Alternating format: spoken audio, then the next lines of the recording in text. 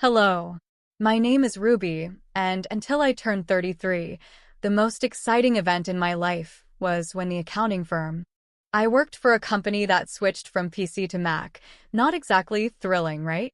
But then everything changed at a friend's birthday party. That night, I stood in the corner of a cramped living room, holding a soda and feeling uncomfortable in my too tight dress. The music was loud, way too loud for talking, but perfect for him, David. He was taller than most people, which is probably why he saw me. He walked over with a confidence that made my heart skip a beat. Hey, you're Maud, right? His voice was clear, even over the loud bass. Oh, yeah. And you are? I sipped my drink, trying to look calm. David, I see you around. Mind if I join you? He didn't wait for an answer, just stood next to me. Not at all, I said, my voice nearly drowned out by the latest pop song blaring through the speakers. So, Ruby, what brings you here tonight? He asked, leaning in. His tone was casual, but his eyes were intense. Just here to celebrate Emma's birthday. You know her long. Yeah, went to college with her. She keeps inviting me to these things. Can't say no, can I? We laughed, and it felt natural, easy. I get it. I work with her. She's kind of hard to say no to. An accountant, right? She mentioned it. He nodded like he already knew. That's right. Numbers are my game. I joked, even though I usually found nothing funny about spreadsheets. Sounds thrilling, he grinned, and I couldn't tell if he was teasing me or not. Oh, absolutely. It's all wild parties and high stakes in the accounting world. We laughed again, and I felt at ease talking to someone genuinely interested in what I had to say. It was new, exciting, and a bit scary. You want to grab some air? He suggested, nodding towards the backyard. I nodded, grateful to escape the noise. Outside, the cool air was a relief. So, what's a guy like you doing in a place like this? I asked, trying to sound more confident than I felt. Just looking for a good time, I guess, and maybe someone cool to hang out with, he said with a smile that made his eyes crinkle at the corners. We talked about everything and nothing, movies, books we liked, how he was into graphic design but stuck in a corporate job he didn't love. It felt like we'd known each other for years. As the night wound down, he pulled out his phone. Can I get your number? I'd really like to see you again, Maud. I hesitated, not used to this kind of attention, but something about him felt right. Sure, I said, typing my number into his phone. He smiled, his whole face lighting up. Great. I'll call you. We should go out, just the two of us. Sounds good. I managed, my stomach doing flips, as I watched him go. A part of me still in disbelief that this was my life now. Maybe turning 33 wasn't so bad after all. Maybe it was just the start of something truly great. The days after David's call felt like a blur. Before I knew it, I was getting ready for our first date. My nerves were all over the place since I didn't have much experience in this area. I chose a simple blue dress, nothing fancy, but hoped it would do the trick. David picked me up at 7 sharp. His car was a clean, well-kept sedan, nothing flashy, but it suited him. As I got in, he flashed me a smile that could knock you sideways. You look great, Ruby, he said. Thanks, I mumbled, my face probably as red as a tomato. You look nice too. Dinner was at this cozy little French place he knew. The food smelled amazing, but my stomach was doing somersaults. We ordered pasta, him with some fancy sauce and me with plain old marinara. So, Ruby, tell me something about you that no one else knows, he said, twirling his spaghetti expertly onto his fork. I chuckled, playing with my food more than eating it. Well, I'm pretty boring, but I guess not everyone knows I can solve a Rubik's Cube in under a minute. He raised his eyebrows. Really now? That's pretty cool. You'll have to show me sometime. Sure, I said, starting to relax a little. What about you? Any hidden talents?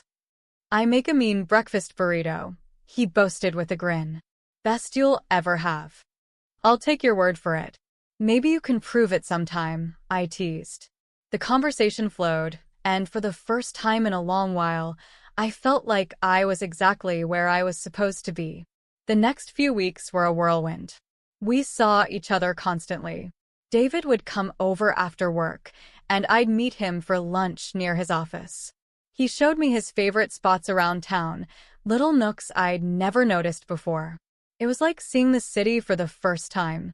Things took a serious turn when he invited me to meet his parents, Tom and Luna.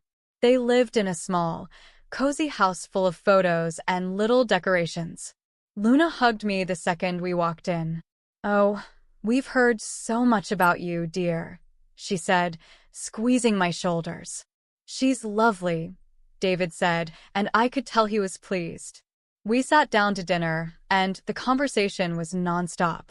"So, Ruby, David tells us you're an accountant." "That must be interesting," Tom said, passing me the potatoes. "It has its moments." I replied, "Mostly just numbers, but I like the order of it." "And how's your family?" Luna asked, genuinely interested. "They're good, thanks. My dad's a businessman, always busy, but he's been really supportive of me." It was all happening fast, but it felt right. It was as if everything in my life had been leading up to this meeting David, feeling like someone finally saw me for who I was, not just some plain Jane accountant. One evening, a few months into our whirlwind romance, we were walking along the riverbank. The city lights reflected off the water, and it was picturesque in a postcard kind of way. "Maud, I've been thinking," he started, stopping and facing me. "Yeah?" I asked, my heart starting to race. "I don't want to wait any longer. I know this is fast, but will you marry me?" Just like that, my world changed. No hesitation, no doubt, just a simple, "Yes, David, I'll marry you." The whirlwind didn't stop there. Soon after, I introduced David to my father. He took to David immediately, appreciating his straightforward manner and obvious affection for me. "He's a good man, Ruby," Dad said, giving his approval, which meant the world to me. So, we got married. It was a modest wedding, nothing too extravagant, but it was perfect for us. I even found myself loving the way I looked in my wedding dress, something I'd never imagined. Smiling wide, I posted photos on my social media, sharing my joy with friends and family. After the wedding, life didn't slow down. It picked up pace. David and I barely had time to savor our newlywed bliss before he suggested something big. "Hey, Maud, I've been thinking," he said one evening as we unpacked another box of wedding gifts in our cramped apartment. "How about we move in with my folks?" I paused, holding a coffee mug in my hand. "Live with your parents?" He nodded, looking serious. "Yeah, they're not getting any younger, and I'd feel better if we were around to help out. Plus, it would save us some money on rent." It made sense, but moving in with the in-laws? That was sitcom territory. "Are you sure they'd want us there all the time?" "Absolutely," he assured me. "Mom's been hinting about it ever since we got engaged." "Come on, it'll be good." 3 weeks later, there we were, pulling up to his parents' house with our lives packed into a bunch of boxes. David's mom, Luna, was waving from the porch before we even got out of the car. "Oh, Ruby, we're so thrilled to have you both here," she exclaimed, pulling me into a hug that was a bit too tight.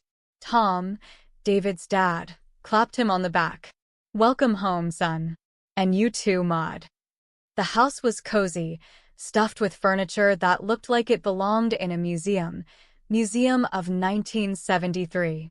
I tried to keep a smile on my face, but I was already missing our little apartment. David sensed my hesitation. "It's going to be great, you'll see," he whispered as we carried boxes inside. The first few days were an adjustment. Luna was constantly hovering, always popping into our room to ask if we needed anything. Just making sure you're comfortable, she chirped, while I tried not to cringe at the invasion of privacy. One evening, we all sat down for dinner, David, me, Tom, and Luna. The conversation was painfully mundane until David dropped another bomb. So, the house needs some major repairs, he announced casually between bites of meatloaf. I choked on my mashed potatoes. Repairs? Yeah. The roof's a mess and the plumbing's from the dark ages, he said. Tom nodded solemnly. We were thinking, David continued, avoiding my gaze, that maybe we could all chip in for the costs. I glanced at Luna, who was suddenly very interested in her plate. All of us. I managed to say, even though I wanted to say much more. Luna perked up, tears welling in her eyes. Oh, Maud, that would be so helpful. You're such an angel. The next few weeks were a blur of contractors and repairs. I wrote checks and smiled through gritted teeth as Luna gushed about how wonderful the house was looking. Tom slapped me on the back. You're really part of the family now, Ruby. Part of the family, sure. I thought bitterly. The part that pays for everything. One particularly grueling day, after yet another round of expensive opinions, I felt completely drained. I collapsed on our bed, exhausted. David came in and sat beside me. Thanks for handling all this, Maud, he said, sounding almost sincere. It's fine, I lied, staring at the ceiling. I just didn't realize how much it would be. He squeezed my hand. It'll all be worth it. This is for our future, right? Our future, I echoed, not sure whose future we were building anymore. As I lay there, listening to David's steady breathing, I couldn't help but wonder if moving in was the right decision. But there was no going back now.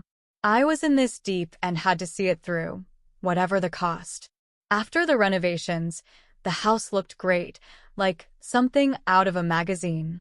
Despite the financial strain, I felt a bit of pride looking around. We decided to throw a small dinner party to celebrate, just the four of us. That's when everything took an unexpected turn.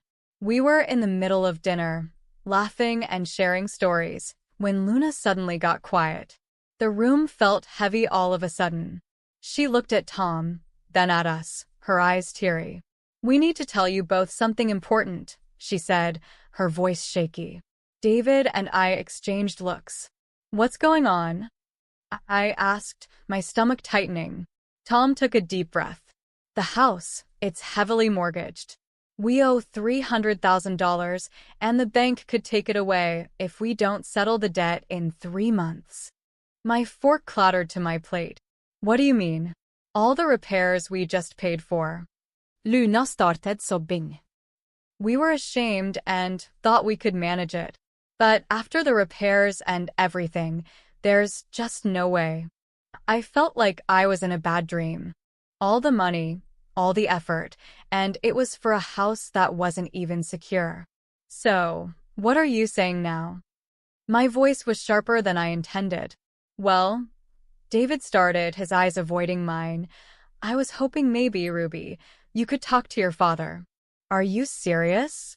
I snapped, my voice rising. Ask my dad for $300,000? It's just after his health. The house would be secure for us, for our future, David pleaded. Luna's sobbing grew louder, making me feel like the villain in this crazy drama. Please, Maud, it's our home. We've spent decades in this house. I was furious, but the tears and the pleading wore me down. I'll think about it, I finally muttered, feeling trapped. The next day, I called my dad hesitantly, explaining the situation. To my surprise, he agreed to help, but on one condition. I'll give the money, Maud, but only with a formal agreement, a receipt. I want everything documented. When I told David about my dad's condition, he wasn't happy. Why does it have to be so formal? Can't he just trust us? It's $300,000, David. It's a lot of money, and he's just being cautious, I argued, feeling the distance between us grow. He'll get his paperwork, David muttered, clearly annoyed. The paperwork was drawn up, and the money was transferred. Luna and Tom were relieved, constantly thanking me.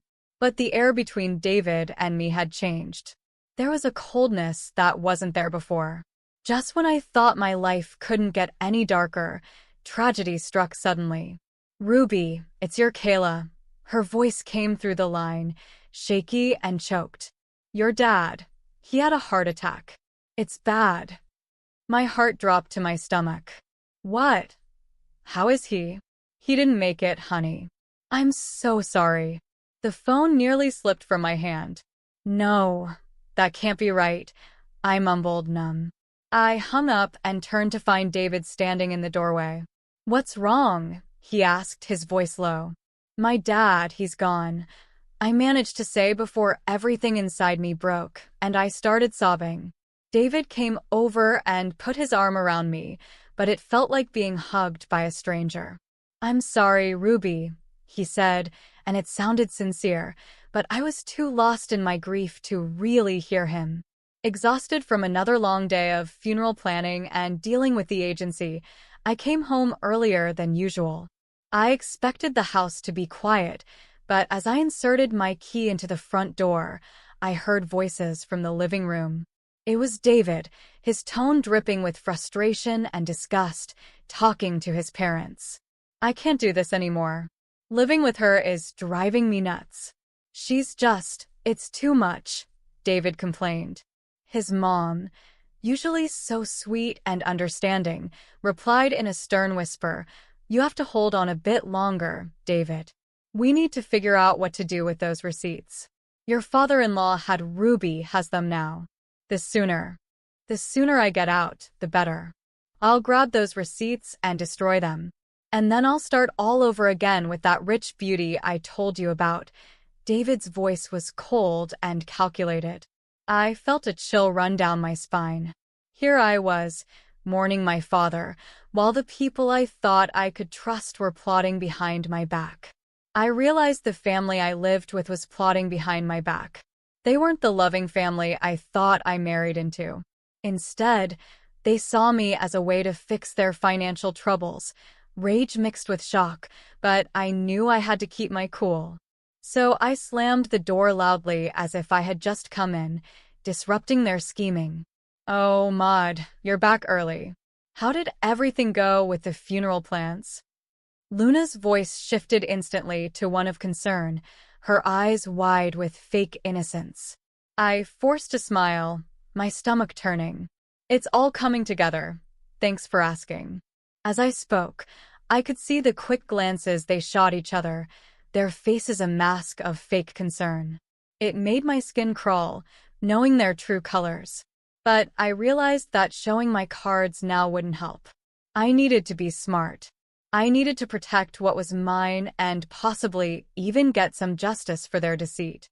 The funeral was somber, the air heavy with grief and murmured condolences. But as the ceremony wrapped up and we returned to David's parents' house, the true colors of the family I married into began to show. As we gathered in the living room, sipping on lukewarm coffee, David's demeanor shifted. His usually charming facade crumbled away, revealing something more sinister. With a cold laugh, he looked straight at me and dropped the bomb. "Maud, pack your things. You need to get out. I've got someone else now. Someone better." His words should have felt like a slap. I pretended to be stunned, but before I could respond, Luna chimed in with a snide giggle. "We've really had enough of you, dear. We only put up with you for your money." "What about the house?" I asked, feigning ignorance.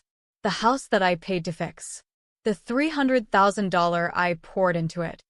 Luna laughed harder, as if I had told the best joke of the year. "Oh, sweetie, this house is ours. You're nothing here." David's smirk widened. "And those receipts you're so proud of? Found them in your dad's house and burned them. They're gone." For a moment, I let them believe they had won. But then I couldn't help it. I burst into laughter, my reaction confusing them, their smiles faltering. "Why are you laughing?" What's so funny? David demanded. I wiped a tear from my eye, still chuckling. You three are just pathetic. You think you're so clever. The receipts you destroyed? They were copies. The real ones are safe with my lawyer. The color drained from their faces. David's arrogance turned to panic. You can't prove anything, he stammered. I can and I will. I shot back, my voice steady and firm now. I want my money back. All of it, or my next call is to the police. David and Tom looked at each other, their earlier confidence replaced by fear. Tom, usually so bold and brash, began to plead. Maud, please, let's talk about this. We can sort something out. With the truth out and leverage in my hands, negotiations with David and his parents dragged on longer than I expected. It was clear they were trying every angle to sway the terms in their favor, but I wasn't about to budge. Look, it's simple, I stated firmly during one of our many discussions at their now legally mine kitchen table. The house gets transferred to my name in exchange for the money. That's the deal. No more games. Finally, they relented. We all agreed that the best course of action was to make everything official and legal. I insisted that everything be documented by a lawyer and confirmed with the proper papers. I want no corners cut, I emphasized. At the lawyer's office, the atmosphere was tense as documents were signed and notarized. I watched closely as each signature was applied, ensuring there was no room for further deceit. Once everything was finalized, I collected the documents related to the transfer and turned to David's mother, who looked deflated yet somehow still carried a hint of her former haughtiness. I'll be keeping these in a safe place, I said, holding up the papers before slipping them into a folder, just to ensure no one is tempted to pull any stunts. With the legalities handled, the divorce proceedings were straightforward. David was quiet, his earlier arrogance nowhere to be seen. When the final papers were signed, I felt a weight lift off my shoulders. A chapter closed.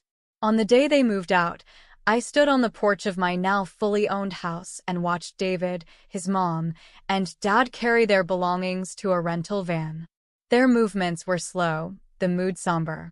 I couldn't help but feel a mix of satisfaction and sorrow. This wasn't how I imagined my marriage ending, but under the circumstances, it was the best possible outcome. After everything settled down and I began to enjoy my newfound peace, word got back to me through friends about David and his situation. Apparently, the grass wasn't greener on the other side. His mistress had dumped him not long after our divorce, and his parents were now crammed into a tiny apartment, a big downgrade from the comfortable house they once had. It seemed karma had caught up with them quicker than I expected. Despite their situation, they started reaching out to me, bombarding me with calls and messages, probably hoping to weasel their way back into my life, or at least my house. But I was done with their deceit. I blocked their numbers without a second thought and blacklisted them on all social media. It was liberating to cut the final threads that connected us. One afternoon, as I was enjoying a quiet moment with a book in my living room, there was a knock at my door. Hearing through the peephole, I saw David standing there, a pathetic figure holding a bouquet of flowers. The audacity of it made me scoff. Opening the door, I couldn't help but laugh outright at the sight of him. Really, David? Flowers? He shuffled uncomfortably, the bouquet seeming to wilt along with his spirits. Ruby, I've realized so many things. I was wrong. Terribly wrong. Remember when you told me I disgusted you? I interrupted, leaning against the door frame, not hiding my amusement at his discomfort. What changed, David? Run out of options. He looked down, shame clear on his face. I made mistakes, but I'm here to make things right. I shook my head, almost feeling sorry for him. Almost. You're not here to make things right, David. You're just desperate to get back to your comfortable life.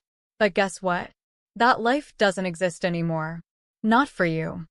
His face fell, and he took a step back as if my words were physical blows. Maud, please save it. I cut him off sharply. I want you to leave. Don't come back here. We're done. Forever.